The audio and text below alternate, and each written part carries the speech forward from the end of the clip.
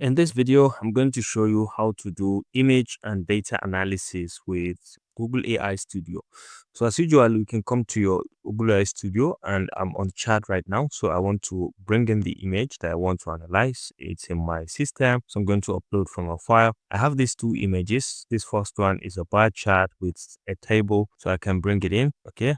And you can see it's a bar chart with a table on top. So I want it to analyze this. So I can just paste in, can you analyze this for me? All right, so that's the question. I can just go ahead and click on run, and let's see what this is going to give us. And you can see it is summarizing the data table, the chart analysis, the key observations from the table. So this is really, really wonderful. It is even giving you a direct analysis of what the chart is all about, as well as the table. Okay, so you can see data table analysis and then the chart on its own. So in each case, it analyzes the table and then the chart. So let's try to add the second one, and let's see whether it is going to do the same for us. This one is a chart, a line chart. Okay, so we import it and give me 3 takeaways from it. All right, so let's see. Click on run.